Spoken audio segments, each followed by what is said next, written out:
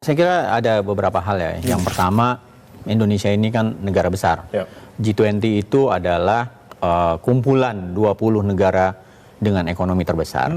Dan karena itu kehadiran Presiden Prabowo di KTT di G20 itu, pertemuan G20 adalah sangat penting.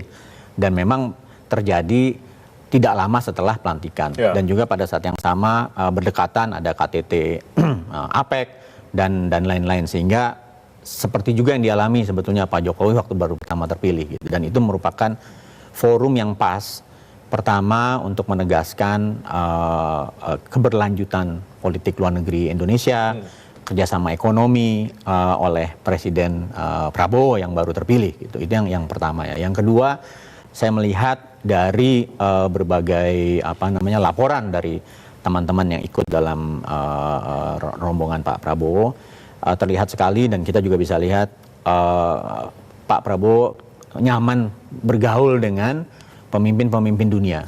Dan itu mungkin harusnya juga menjadi refleksi kita, bangsa Indonesia sebagai bagian dari masyarakat internasional, bahwa kita ini adalah termasuk dalam negara-negara yang harus memberikan peranan besar.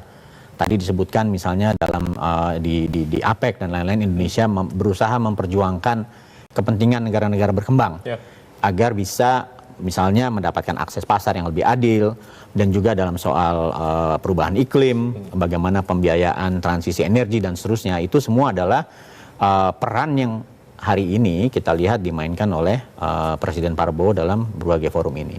Yang ketiga, saya lihat juga karena hadir dalam forum-forum multilateral, itu artinya adalah forum yang mengedepankan kerjasama, bukan mengedepankan konflik. Jadi ketika dunia sedang banyak konflik, ada soal-soal di Eropa, di Ukraina, di Timur Tengah dan lain-lain, pertemuan-pertemuan ekonomi semacam ini sebetulnya adalah penting bagi kita untuk mengingat pada akhirnya yang paling penting adalah kesejahteraan.